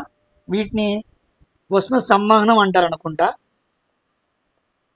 సంవహనం. దీని పేరు ఏదో ఉండిద్ది, మీరు చూడండి ఒకసారి. నాకు తెలుగులో కొంతవరకు ఐడియా ఉంది. ఉష్ణ వికిరణం, ఉష్ణ సంవహనం, ఉష్ణ సంథింగ్ ఏదో ఉండిద్ది, కండక్షన్. నాకు ఎగ్జాక్ట్గా ఐడియా లేదు. తెలుగులో కొన్ని చెప్పమన్నారని చూసుకుంటూ వస్తున్నాను నేను, మీకోసం ఇబ్బంది పడకూడదని. ఓకేనా, ఈ పేర్లు మీకు తెలుగు బుక్లో చూడగానే అర్థమవుతాయి కదా, ఇక్కడ చూసి మీరు అక్కడ నేర్చుకోవచ్చు. ఓకేనా. ఇప్పుడు ట్రాన్స్మిషన్ ఆఫ్ హీట్ అనేది 3 రకాలు అనమాట. ఒకటి కండక్షన్, కన్వెక్షన్, రేడియేషన్. ఈ 3 ఏంటో చూద్దాం. First conduction. ఏంటయ్యా కండక్షన్ అంటే, ఒక ఐరన్ రాడ్ తీసుకోండి. ఐరన్ రాడ్ తీసుకొని ఒక పక్కన హీట్ అప్లై చేయండి. By applying heat at 1 point, 1 end apply చేయగానే ఇది సాలిడ్ అనమాట. ఐరన్ రాడ్ అనేది ఒక రకమైన సాలిడ్. సాలిడ్లో పార్టికల్స్ అన్నీ కూడా ఇదిగోండి ఇలా దగ్గరగా ప్యాక్ అయి ఉంటాయి. అన్నీ కూడా దగ్గరగా మాలిక్యూల్స్ అన్నీ ప్యాక్ అయి ఉంటాయి. ఎప్పుడైతే నేను ఒక రాడ్కి ఒక పక్కన హీట్ పెట్టానో ఇవన్నీ వైబ్రేట్ అవుతూ ఉంటాయి. ఈ వైబ్రేషన్ దీనికి, ఈ వైబ్రేషన్ దీనికి, ఈ వైబ్రేషన్ దీనికి, అలా అన్ని అన్ని అన్ని అన్ని అన్నీ వైబ్రేట్ అవుతాయి. ఒక రాడ్కి ఒక పక్కన హీట్ చేస్తే ఇంకో పక్కన కూడా ఏమైంది, హీట్ అయిపోయింది. అంతేనే కదా. మీరు కూడా అంతే, ఇంట్లో గ్యాస్ పొయ్యి తీసుకెళ్ళి ఒక చెంచా తీసుకొని ఒక పక్కన చెంచా పొయ్యి మీద పెట్టండి, మంటలో పెట్టండి, ఇంకో పక్కన చేతితో పెట్టుకోండి. పెట్టుకోగలరా? హీట్ ఏమైపోయింది, పాస్ అవుతూ ఉండిద్ది. అంటే ఏమైంది, స్పూన్ ద్వారా హీట్ అనేది ట్రాన్స్ఫర్ అయింది. కాబట్టి వైబ్రేషన్ ఆఫ్ ది పార్టికల్స్ జరిగింది. సో సాలిడ్లో పార్టికల్స్ అన్ని దగ్గరగా ఉంటాయి కాబట్టి వైబ్రేషన్ ఆఫ్ పార్టికల్స్ జరిగి హీట్ అనేది ట్రాన్స్ఫర్ అయింది. సో వైబ్రేషన్ ఆఫ్ పార్టికల్స్ వల్ల హీట్ ట్రాన్స్ఫర్ అయితే ఆ పద్ధతిని కండక్షన్ అంటారు. ఇక్కడ పార్టికల్స్లో మూమెంట్ జరగదు. ఇదిగోండి, without actual movement of particles. Particles ఏమైనా మూమెంట్ అయినాయా, ఇది అటు అది ఇటు అది ఇటు ఏమైనా జరిగినాయా, లేదు. There will be no motion, no movement. Movement ఏం జరగలేదు. కానీ పార్టికల్స్ ఏం చేసినాయి, వైబ్రేట్ అయినాయి. ఇదిగోండి, ఆల్ పార్టికల్స్ వైబ్రేట్ టుగెదర్. అన్ని కలిసి వైబ్రేట్ అవటం వల్ల ఈ అంచు దగ్గర ఉన్న మనం ఇచ్చిన హీట్ అంతా పాస్ అయ్యి ఒక ఎండ్కి ఇస్తే ఇంకో ఎండ్, ఒక చివరి భాగాన్ని వేడి చేస్తే ఇంకో చివరి భాగానికి కూడా హీట్ అనేది ట్రాన్స్ఫర్ అయింది. సో సాలిడ్స్లో హీట్ అనేది ట్రాన్స్ఫర్ అయింది అంటే దానికి ఎగ్జాంపుల్ ఏంటి, కండక్షన్. ఉదాహరణకి ఒక ఎగ్జాంపుల్ తీసుకోండి. ఇందా చెప్పే కదా, పొయ్యి మీద స్పూన్ పెడతాం కానీ ఇలా ఏమైనా సరే ఒక కడ్డీని వేడి చేయటం కానీ అన్నీ కూడా సాలిడ్స్లో హీట్ అనేది ట్రాన్స్ఫర్ అయితే that is an example of transmission of heat is called conduction. Conduction అనే విభాగానికి సంబంధించింది అనమాట. ఎగ్జాంపుల్ చూసామనుకోండి, చూడండి, మీకు కూలింగ్ క్లోత్స్ ఉంటాయి. చాలా వరకు మనకి చలికాలం రాగానే ఏం చేస్తాం, వేడి పెద్ద స్వెటర్లు వేసుకుంటూ ఉంటాం. ఓకేనా. స్వెటర్లు వేసుకున్నప్పుడు ఏమైందంటే మన బాడీలో నుంచి హీట్ బయటకు వచ్చింది. మన బాడీ కూడా ఎంతో కొంత హీట్ని బయటికి ఎమిట్ చేసేది అనమాట. సో ఎప్పుడైతే మన బాడీ నుంచి హీట్ వచ్చిందో గాలి మన బాడీలో నుంచి గాలి బయటకు వెళ్ళనివ్వకుండా పెద్ద పెద్ద స్వెటర్లు వేస్తూ ఉంటాం. బాగా ఒక్కపోతగా ఉన్న స్వెటర్లు వేసామనుకో లోపల గాలి ఉండిద్ది అనమాట. అందుకే మనం వేసే స్వెటర్ల లోపల గాలి ఉండిద్ది. అందుకే స్వెటర్లు మెత్తగా ఉంటాయి. ఆ లోపల ఉన్న గాలి హీట్ని బయటికి వెళ్ళనివ్వదు. మన బాడీ ద్వారా ఉత్పన్నమైన హీట్, ఎమిట్ అయిన హీట్ బయటికి వెళ్ళనివ్వకుండా మనం వేసుకునే స్వెటర్లు, ఉలెన్ క్లోత్స్ అనేవి ఆపుతూ ఉంటాయి. అందుకే బయట నుంచి ఎక్కడి నుంచో హీట్ రావట్లా, మన బాడీ నుంచి విడుదలైన హీట్ బయటికి వెళ్ళిపోకుండా మనం వేసుకునే స్వెటర్ కాపాడుతుంది. అందుకే చలికాలంలో స్వెటర్లు వేసుకోవడం మంచిది. అలా వేసుకోవడం వల్ల వెచ్చగా ఉండిద్ది. వెచ్చగా ఎందుకుంది? మంట దగ్గర కూర్చోలేదు కదా, అయినా స్వెటర్ వేసుకుంటే వెచ్చగా ఎందుకుంది?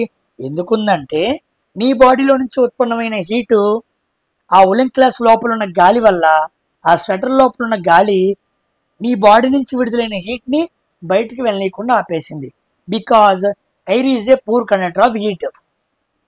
ఎయిర్ పూర్ కండక్టర్గా పనిచేసింది, హీట్ని ట్రాన్స్మిట్ చేయదు. అందుకే అది పూర్ కండక్టర్ అనమాట. ఓకేనా, అది ఉలెన్ క్లాత్ గుర్తుపెట్టుకోండి. తర్వాత కన్వెక్షన్. ఈ కన్వెక్షన్ దగ్గర ఏం జరిగిందంటే ఇక్కడ కూడా మనం హీట్ అప్లై చేస్తాం. అయితే ఇక్కడ యాక్చువల్ మూమెంట్ ఆఫ్ పార్టికల్ జరిగిద్ది అనమాట. Actual movement of heated particle జరిగిద్ది. ఇక్కడ యాక్చువల్ మూమెంట్ ఉండదు, కానీ ఇక్కడ మాత్రం ఉండిద్ది అనమాట. ఇక్కడ మూమెంట్ ఉండదు, ఇక్కడ ఉండిద్ది. చాలా ఇంపార్టెంట్. ఇక్కడ వైబ్రేషన్ ఉండిద్ది, ఇక్కడ వైబ్రేషన్ ఉండదు. కన్ఫ్యూజ్ చేస్తూ అడుగుతుంటాడు. మూమెంట్ ఉండదు, ఉండదు, మూమెంట్ ఉండిద్ది. వైబ్రేషన్ ఉండిద్ది, వైబ్రేషన్ ఉండదు. అందువల్ల మూమెంట్ లేకపోతే వైబ్రేషన్ ఉన్నట్టు, మూమెంట్ ఉంటే వైబ్రేషన్ ఉన్నట్టు గుర్తుపెట్టుకోండి. లిక్విడ్స్, గ్యాసెస్ ఈ రెండిట్లో హీట్ ట్రాన్స్ఫర్ అయింది అంటే ఆ పద్ధతి పేరు కన్వెక్షన్. సాలిడ్స్లో జరిగితే ఏమో కండక్షన్, లిక్విడ్స్ గ్యాసెస్లో జరిగితే ఏమో కన్వెక్షన్ అనమాట. ఉదాహరణకి ఒక బీకర్ తీసుకున్నాను, బీకర్లో వాటర్ పోసాను, వాటర్ పోసి వేడి చేశాను, కింద వేడి పెట్టాను. వేడి పెట్టంగానే ఈ కింద వాటర్ మాలిక్యూల్స్ ఉంటాయి చూసారా, అవి బాగా వేడెక్కుతాయి. వేడైన ప్రతి మాలిక్యూల్ పైకి వెళ్ళిపోయింది. పైకి వెళ్ళిపోగానే ఈ మాలిక్యూల్ ఖాళీ ప్రదేశాన్ని ఏర్పాటు చేసిందిగా, ఈ ఖాళీ ప్రదేశంలో పైనుంచి ఇంకో మాలిక్యూల్ వచ్చింది అనమాట. కింద మాలిక్యూల్స్ ఏమో వేడై పైకి వెళ్తున్నాయి, పైన ఖాళీగా ఉన్న మాలిక్యూల్స్ ఏమో కిందకు వస్తున్నాయి. అలా కిందకు వచ్చి మంట అంటించుకొని పైకి వెళ్తున్నాయి, కిందకు వచ్చి మంట అంటించుకొని పైకి వెళ్తున్నాయి. అలా ప్రతి మాలిక్యూల్ పైనుంచి కిందకి, కింద నుంచి పైకి, పై నుంచి కిందకి, కింద నుంచి పైకి అలా రావటం వలన యాక్చువల్ మూమెంట్ ఆఫ్ పార్టికల్ జరుగుతుంది. అది దేంట్లో జరిగిద్ది?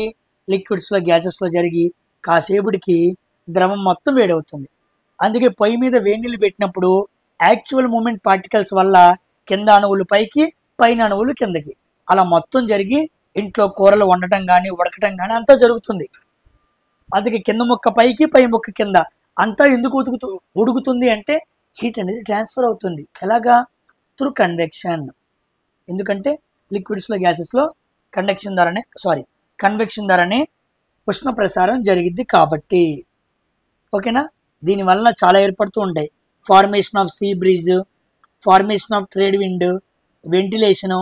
మీకు వచ్చింది తెలుసా, మన ఇంట్లో వెంటిలేషన్ పెట్టుకుంటూ ఉంటాం. మీ ఇంట్లో కూడా పైన చిన్న చిన్న గలీలాగా పెట్టుకుంటూ ఉంటారు. మనదెందుకు నూడిల్స్ బండి దగ్గరికి వెళ్ళారా? నూడిల్స్ బండి దగ్గర ఏం చేస్తారు? వెంటిలేటర్స్ పెడుతూ ఉంటారు ఆ బాండీ దగ్గర. ఆ బాండీ దగ్గర మంచి హీట్ వచ్చింది అనమాట. ఆ మాస్టర్ అక్కడ ఉండి సాయంత్రం వరకు చేయాలి కదా వర్క్, అక్కడ హీట్ ఉండకూడదు, అందుకే వెంటిలేటర్ పెడతాడు. అప్పుడు వేడి గాలి వెళ్ళిపోయి చల్లగాలి అక్కడికి వస్తూ ఉండిద్ది. వేడి గాలిని పంపించేస్తే ఆ ప్లేస్లో చల్లగాలి వచ్చింది. అది గుణం, దాని లక్షణం. ఖాళీ అయితే వచ్చేసింది. ఒక ఇల్లు ఖాళీ అయిపోయింది, ఒకడు వెళ్ళిపోగానే ఇంకోటి వస్తాడు. అలా ఎలా జరుగుతుంది? అలాగా వేడి గాలి వెళ్ళిపోతే వేడి గాలి ఖాళీ చేసిన ప్రదేశంలోకి చల్లగాలి వచ్చేది. అది కాసేపుడికి వేడై బయటకు వెళ్ళిపోతూ ఉండిద్ది. దాన్నే వెంటిలేషన్ అంటారు. మన ఇంట్లో కూడా అంతే, వెంటిలేషన్ పెట్టుకోవాలి. అప్పుడు బయట నుంచి చల్లగాలి లోపలికి, ఇంట్లో వేడిగాలి బయటకు వెళ్తూ ఉండిద్ది. చాలా మంది కక్కుర్తిపడి వెంటిలేషన్ సరిగ్గా బెటర్ అనమాట. ఇది ఎక్కడ పెట్టాలి? ఎత్తులో పెట్టాలి. అప్పుడు చక్కగా వేడిగాలి బయటకు వెళ్తానికి, చల్లగాలి లోపల రావడానికి అలా మంచిగా పాత్ని ఏర్పాటు చేసుకున్న వాళ్ళం అవుతాం. We need to create one path for ongoing of ends అనమాట. ఓకేనా, అలా చక్కగా ఏర్పడాలి. ఇలా ఫార్మేషన్ ఆఫ్ సీ బ్రిడ్జ్, సముద్రం పైనుంచి గాళ్ళు భూమి మీదకి, భూమిపై నుంచి గాలు సముద్రం మీదకి వీస్తూ ఉంటాయి. అలా అలా వీయటానికి మొత్తం కారణం ఎవరు? కన్వెక్షనే. ఓకేనా, మీకు క్వశ్చన్ తెలుసా? వాటర్ కుండ గుణం తెలుసా? మీకు క్వశ్చన్ అడుగుతున్నా, కామెంట్ సెక్షన్లో చెప్పండి, ఎంతమంది చెబుతారో చూద్దాం. వాటర్ ఆలస్యంగా వేడెక్కిద్ది. వాటర్ ఆలస్యంగా వేడెక్కి ఆలస్యంగా చల్లారిద్ది. వాటర్ ఆలస్యంగా వేడెక్కి ఆలస్యంగా చల్లారింది. అలా చల్లారటానికి ఏంటి కారణం? ఎంతమంది కామెంట్ సెక్షన్లో కామెంట్ చేస్తారో చూద్దాం. ఓకేనా? వాటర్కు ఉండే గుణం ఏంటంటే అది లేటుగా వేడెక్కిద్ది, లేటుగా చల్లారిద్ది. లేటుగా వేడెక్కి లేటుగా చల్లారిద్ది. అలాంటి గుణం వాటర్కు ఉండటానికి ఏ ప్రాపర్టీ కారణం అని అడిగా. చెప్పండి చూద్దాం. ఓకేనా? So formation of sea breeze, formation of trade wind, ventilation, ఇవన్నీ కూడా we need to take examples for liquids and gases, convection ఎగ్జాంపుల్స్గా తీసుకోవాలి. Coming to radiation. రేడియేషన్ అంటే ఏంటో చూద్దాం. ఏంటి రేడియేషన్ అంటే ఇది బాగా గమనించండి. Here heat will be transferred to earth by electromagnetic radiation. Electromagnetic radiation ద్వారా హీట్ అనేది ట్రాన్స్ఫర్ అయింది అనమాట. ఓకేనా? ఇక్కడ without any medium, heat transfer అవడానికి ఎటువంటి మీడియంతో సంబంధం లేదు. కాబట్టి యానకం, మీడియం అంటే తెలుగులో యానకం అన్నమాట.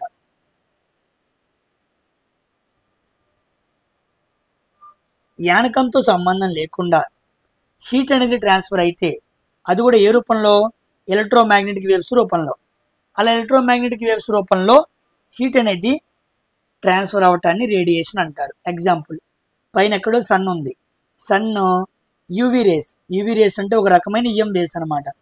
అల్ట్రావైలెట్ రేస్ అనేవి ఒక రకమైన ఎలక్ట్రోమాగ్నెటిక్ వేవ్స్ అనమాట. ఓకేనా? నేను ఆల్రెడీ మీకు ఎక్కడ చెప్పాను? ఎక్కడో చెప్పాను. వేవ్స్ గురించి చెప్పినప్పుడు ఎలక్ట్రోమాగ్నెటిక్ వేవ్స్లో చెప్పాను నేను ఇది. ఓకేనా? సో సన్ అనేది యూవీ రేస్ని భూమి మీదకి పంపించింది. ఆ యూవీ రేస్ భూమి మీదకి వస్తున్నాయి. చూసారా? ఎటువంటి మీడియం అయినా ఉందా? లేదు. సన్ ఏమో ఎమిట్ చేస్తుంది, భూమి ఏమో అబ్జర్వ్ చేసుకుంటుంది. సో సన్ ద్వారా ఎనర్జీ అనేది రేడియేట్ అవుతుంది, అది భూమి మీదకి వస్తుంది. That is called radiation. ఇది ఒక రకమైన హీట్ ట్రాన్స్ఫర్ అనమాట. ఒకడేమో ఎమిట్ చేసే బాడీ ఉండిద్ది, ఇంకో బాడీ ఏమో తీసుకునే బాడీ ఉండిద్ది. ఈ పద్ధతిని రేడియేషన్ అంటారు. దీంట్లో ఎలక్ట్రోమాగ్నెటిక్ వేవ్స్ రూపంలో హీట్ అనేది ట్రాన్స్ఫర్ అయింది, దానికి మీడియం అక్కర్లేదు. ఇదిగోండి డిజర్ట్స్. ఎగ్జాంపుల్, ఎడార్లు. ఎడార్లు పొద్దున పూట చాలా వేడిగా ఉంటాయి, రాత్రులు చాలా చల్లగా ఉంటాయి. ఎందుకో కారణం చెప్పండి. ఈ కారణం కూడా కామెంట్ సెక్షన్లో చెప్పండి. ఈ 2 క్వశ్చన్స్. వాటర్ ఆలస్యంగా వేడికి ఆలస్యంగా ఎందుకు చల్లారిద్ది? రెండోది, డిజర్ట్స్ ఎడార్లు పొద్దున పూట ఎందుకు బాగా వేడిగా ఉంటాయి, రాత్రిపూట ఎందుకు బాగా చల్లగా ఉంటాయి. ఓకేనా? మీరు చెప్పాలి. ఈ 2 క్వశ్చన్స్ని కామెంట్ సెక్షన్లో కామెంట్ చేయండి. తర్వాత ఇదిగోండి హీట్ ట్రాన్స్ఫర్. చూడండి ఇక్కడ మనం బయటికి వెళ్ళాం, క్యాంప్ ఫైర్ వేసుకున్నాం. ఇదిగో కరెక్ట్. అందుకు భోగి మంట. క్యాంప్ ఫైర్లు అంటే మనకు అర్థం కాదులే, మన భాషలో మన దాంట్లో మాట్లాడుకోవాలంటే భోగి మంటలు మాట్లాడుకోవాలి. భోగి మంటలు వేసాం. చక్కగా పొద్దున్న లేచి భోగి మంటలు వేసాం. ఈ భోగి ఇలాంటి బాగా చేస్తాం కదా మనం. చూద్దాం. ఒకడు చెయ్యి తీసుకొచ్చాడు, కడ్డీ పెట్టాడు, వేడి చేశాడు. ఇటు పక్కన కడ్డీ బాగా వేడెక్కింది. అలాగే పట్టుకున్నాడు అనుకో, ఈ చెయ్యి కూడా ఏమైంది? వేడెక్కింది. అంటే టచింగ్ ఉందా? ఈ కడ్డీ అనేది ఏంటి? సాలిడ్ అనేది ఎలా వేడి చెందిద్ది? ఇదిగోండి సాలిడ్ కండక్షన్. సో ఇది కండక్షన్, అది రాశాడు. ఎనర్జీ ట్రాన్స్ఫర్డ్ బై కాంటాక్ట్ వల్ల జరిగింది. తర్వాత ఇదిగోండి పైన ఇక్కడ గిన్నె పెట్టాం అనుకుందాం. మనం భోగి మంటలో మనం ఏం చేస్తాం? భోగి కాల్చుకుంటూ కాగులో వేణీళ్ళు పెట్టుకుంటూ ఉంటాంగా, వేణీళ్ళు పెట్టాం అనుకుందాం. ఇక్కడ ఏమైద్ది? ఆ లోపల వాటర్ మొత్తం వేడైద్ది. ఇది ఎలా జరిగింది? Convection. Energy transferred by molecular motion వల్ల. సో భోగి మంటలో రాడ్డు పెడితే రాడ్డు కాలింది, conduction.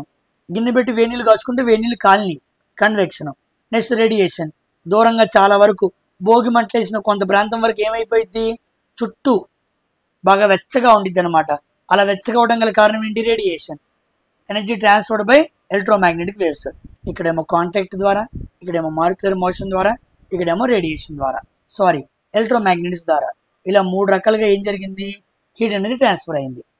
So conduction, convection, radiation. మీకు అర్థం అవటానికి ఇమేజ్ చూపిస్తున్నా అంతే. ఓకేనా? ఇక్కడ చూద్దాం. ఇదిగో క్యాంప్ ఫైర్, సేమ్ అదే. ఇగో గిన్నె పెట్టాడు చూడండి, కాస్తున్నాడు. ఇగో చేత్తో పట్టుకున్నాడు, కాంటాక్ట్, కండక్షన్. ఇది సాలిడ్లో ఏంది? కాంటాక్ట్. సాలిడ్స్ అంటే కండక్షన్ గుర్తుపెట్టుకో సింపుల్గా. కన్వెక్షన్ అంటే గ్యాసెస్, లిక్విడ్స్, ఇదిగో వాటర్. వాటర్ చూసారా మాలిక్యూల్స్, చూడు ఏం చేశాడు అర్థం అవడానికి మనకి. ఇదిగోండి మాలిక్యూల్ కిందకి పైకి, కిందకి పైకి, కిందకి పైకి. మాలిక్యూల్స్ ఏం జరుగుతుంది, మూమెంట్ జరుగుతుంది. మాలిక్యూల్స్ మూమెంట్ ఉంటే, ఇదిగో మాలిక్యూల్స్ మూమెంట్ ఉంటే అదేంటి, కన్వెక్షన్. చూసారా చక్కగా బొమ్మలో ఎంత డీటెయిల్డ్గా ఇచ్చాడో. నెక్స్ట్ రేడియేషన్, ఇదిగో చుట్టూ చుట్టూ ఆవరించి ఉండిద్ది కదా, ఆరాలాగా వెచ్చగా ఉండిద్దిగా వాతావరణం, దాన్ని మనం ఏమంటాం, రేడియేషన్ అంటాం. ఓకేనా. కాబట్టి కాంటాక్ట్ ఉండి సాలిడ్ అయితే ఏమో కండక్షన్, లిక్విడ్ గ్యాసెస్ అయితే కన్వెక్షన్. చుట్టూ ఆ ప్రాంతం ఎటువంటి మీడియం లేకుండా హీట్ అనేది దాని ఆరాన్ని కలిగి దాని చుట్టూ ఆ వెచ్చదనాన్ని కలిగి చేస్తే అదేమో రేడియేషన్. ఓకేనా. దీంతో ట్రాన్స్మిషన్ ఆఫ్ హీట్ కూడా మీకు అర్థమైంది అనుకుంటున్నాను. ఓకేనా. చాలా ఎగ్జాంపుల్స్ ఉంటాయి, మీకు ఒక ఐడియా క్రియేట్ చేస్తున్నాను. మీకున్న బుక్స్లో కానీ ఈ మెటీరియల్స్ని పెట్టుకొని మీరు చదివితే మీకు బాగా అర్థమైపోయింది. మీకు ఇనిషియేషనే కావాలి. ఓకేనా. నేను ఇంకా ఇన్డెప్త్గా అన్ని ఎగ్జాంపుల్స్ తీసుకొచ్చి చదువుతున్నాను, మిస్ చేయకుండా. మీరు ఇంకా బయటకు వెళ్ళి చదువుకోవాల్సిన ఇబ్బంది అవును. ఇంకోటి చూడండి, చాలామంది కామెంట్ సెక్షన్ ఏం చేస్తున్నారంటే కంప్లీట్లీ మీ మీద డిపెండ్ అయ్యాని అంటున్నారు. అది చాలా తప్పు. ఎప్పుడు నీ జీవితంలో ఎప్పుడు ఒకటి మీద ఎప్పుడు ఆధారపడమాక. అర్థమైందా. ఆడంటాడు చూసారు జులై సినిమాలో, ఏం చేయాలో నీకంటూ ఒక ఐడియా ఉండాలి. ఓకేనా. ఏం చేయాలని పక్కన అడగకూడదు. నేనైనా కొంతవరకు సహాయం చేయగలను. నేను ఇచ్చిన సహాయంతో నువ్వు ఇనిషియేషన్ తీసుకొని నువ్వు సబ్జెక్ట్ ఇంకా బిల్డప్ చేసుకోవాలి, చదవాలి, ఆలోచన చేయాలి. నీకు నేను ముందు ఒక ఇనిషియేషన్ ఇస్తున్నాను, అంతేగాని ఇదే చదువుతాను ఈ గిరే గీసుకుంటానంటే సీతం వాకిట్లో సిరిమిలి చెట్ల వెంకటేష్ లాగా మిగిలిపోతాం అనమాట. ఆడు అంతే. అర్థమైందా. ఎప్పుడు ఇలాగే ఉంటామా, మారమా అని అనుకుంటూ ఉంటాడు, కానీ ఆడ బతుకులు ఎప్పుడు మారడవు. అలా మీరు కూడా అయిపోతారు. అర్థమైందా. Completely don't depend on me, you need to depend on yourselves. అర్థమైందా. నేను కొంత చదువుతా, ఇంకోటి ఎవడో కొంత చదువుతాడు. మీకు అసలు ఎవడు సరిగ్గా చెప్పట్లేదు అనిపించింది, నేను బాగా చదువుతాను అనిపించింది, కాస్త నేను చెప్పింది విను, వేరే బుక్స్లో చదువు. You have NCERT books, you have Telugu academy books, వాటిని చదువు, అర్థం చేసుకో. అంతేగాని ఎప్పుడు ఒక దాని మీద ఆధారపడ్డాను ఈ గిరిగీసుకొని కూర్చోవద్దు, చాలా ఇబ్బంది పడతారు. చదువుతున్నాను, కామెంట్ సెక్షన్లో చదువుదాం అనుకున్నాను, గట్టిగా చదువుదామని చెప్పి వీడియో చేస్తున్నాను. ఇలా మీకు ఎవరు చెప్పరండి. నేను అర్థమైందా. నా మీద ఆధారపడు, నేనున్నా కానీ చూసుకుంటా అంటారు.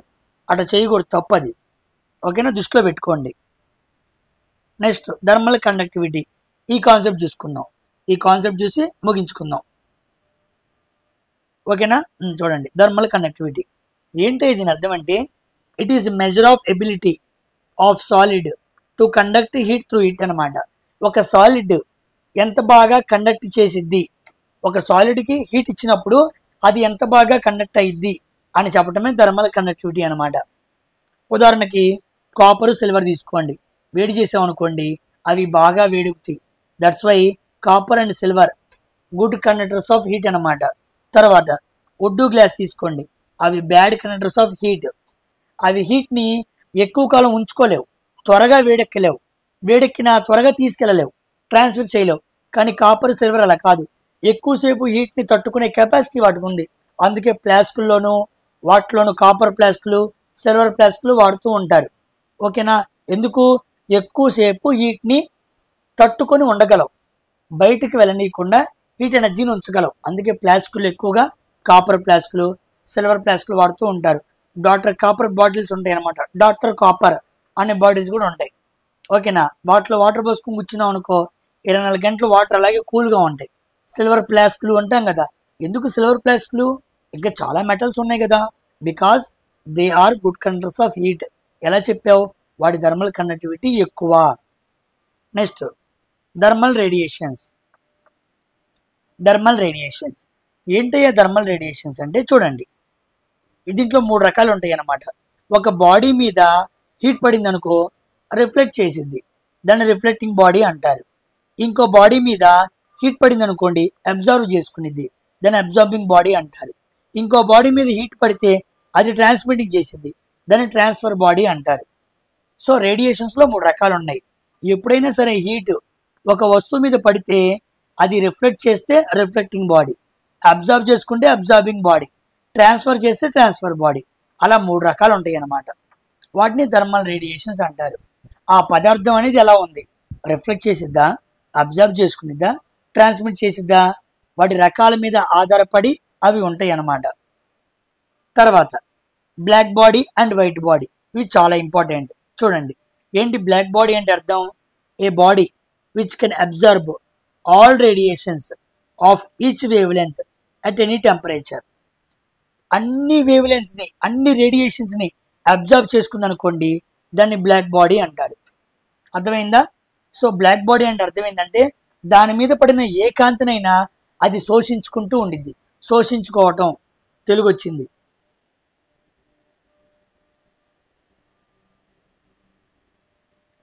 ఏ రంగైనా సరే ఆ రంగులో తీసేసుకుంది అనుకోండి, దాన్ని ఏమంటాం? బ్లాక్ బాడీ అంటాం. ఓకేనా? ఎగ్జాంపుల్ సన్ అనమాట. సన్ అనేది ఒక రకమైన బ్లాక్ బాడీ. ఎటువంటి రేడియేషన్ అయినా దాని మీద పడినవ్వండి, అది అబ్జర్వ్ చేసుకునిద్ది. ఏ వేవ్ లెంత్ అయినా చూడండి, అది అబ్జర్వ్ చేసుకుంటూ ఉండిద్ది. Next A white body. A white body emits all radiations of each wave length. ఒక బ్లాక్ బాడీ అబ్జర్వ్ చేసుకుంటే ఒక వైట్ బాడీ ఎమిట్ చేసిద్ది అనమాట. It emits all radiations. దాని గుండా ఏమి శోషించుకోదు, రిఫ్లెక్ట్ చేసిద్ది, ఎమిట్ చేసిద్ది. ఎగ్జాంపుల్ స్నో, తెల్లటి మంచు. తెల్లటి మంచు మీద వేడి పడింది అనుకో, అది రిఫ్లెక్ట్ అయ్యిద్ది. అర్థమైందా? నల్లటి బాడీ మీద హీట్ పడింది అనుకోండి, సన్లైట్ పడింది అనుకోండి, అది అబ్జర్వ్ చేసుకునిద్ది. ఓకేనా? చాలా ఇంపార్టెంట్. అందుకే మనం ఏం చేస్తాం, మిడిల్ క్లాస్ పీపుల్ ఎవరైతే ఏసీ కొనుక్కోలేరో, కూలర్కి డబ్బులు లేవో, థర్డ్ ఫ్లోర్లోనో సెకండ్ ఫ్లోర్లో ఉండే వాళ్ళు ఏం చేస్తారంటే కూలెంట్ పెయింట్ తెచ్చుకుంటారు. ఏంటి? Coolant paint.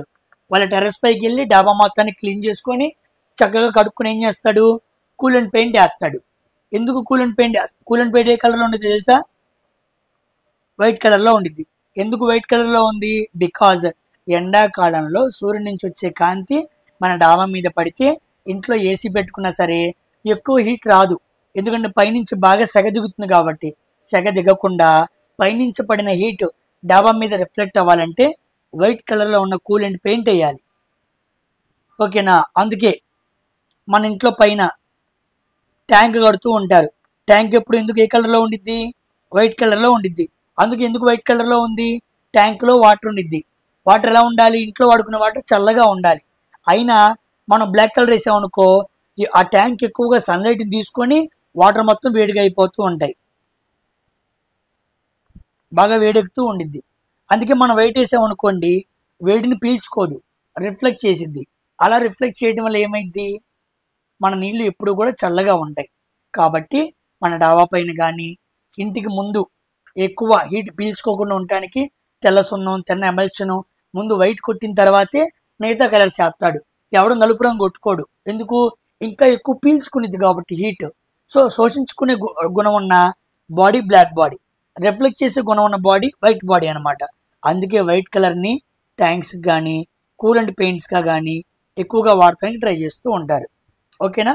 సో దీంతో సెకండ్ క్లాస్ అనేది కంప్లీట్ అయింది. మిగిలిన టాపిక్స్ కొన్ని ఉన్నాయి. ఓకేనా? వాటిని నేను రేపు మాట్లాడతాను. రేపు థర్మోడైనమిక్స్ స్టార్ట్ చేస్తాను. థర్మోడైనమిక్స్ చాలా ఇంపార్టెంట్ అనమాట. దాంట్లో ప్రతి పాయింట్ని మాట్లాడుకొని ఈ 3 యూనిట్స్ చాలన్నమాట. సో 3 క్లాసెస్లో నేను హీట్ అండ్ టెంపరేచర్ని ముగించి ఆ తర్వాత అంటే ఎల్లుండే ఎలక్ట్రిసిటీని స్టార్ట్ చేస్తాను. ఓకేనా? మీరు భయపడాల్సిన పనేమీ లేదు. ఈ ఫిబ్రవరి చివరికల్లా నేను మీకు ఇచ్చేస్తాను. అన్నీ చక్కగా యూట్యూబ్లో ఉన్నాయి కాబట్టి 1-2 సార్లు చక్కగా వినండి. పీడిఎఫ్స్ ఎవరైనా అవసరమైతే ఇన్స్టాగ్రామ్లో పిన్ చేస్తే మీకు చక్కగా నేను ప్రొవైడ్ చేస్తాను. ఓకేనా? విత్ మినిమం కాస్ట్ అనమాట. అది జాగ్రత్తగా చదువుకోండి. ప్రతి ఎగ్జామ్కి ప్రిపేర్ అవ్వండి. ఒక్క మాట మర్చిపోవద్దు, 2025లో జరిగే ఎల్పి ఎగ్జామ్ కొడతాం చాలా చాలా ఈజీ. దానికి చాలా ఫ్యాక్టర్స్ అనేవి ప్రతికూలంగా మారిపోయినాయి. ఇంకా ట్రేడ్ ఎవడు చదవలేదు, చాలా ఈజీ కొడతాం. నువ్వు కాస్త డిస్ట్రాక్ట్ అవ్వకుండా మనసు పెట్టావో జాబ్ నీదే. నువ్వు కాస్త వ్యవహారాలకి వేరే డిస్ట్రాక్షన్స్కి వెళ్ళిపోయావు అనుకో, చేతులారా ఉద్యోగాన్ని పోగొట్టుకున్నాడు అవుతావు. తప్పు చేయొద్దు, జాగ్రత్తగా పడి జాగ్రత్త చేసుకొని ఉద్యోగం కొట్టుకో. ఓకేనా? మరొక వీడియోతో మరొకసారి కలుద్దాం. Until then thank you very much for watching my video. Don't forget to subscribe Science for railways.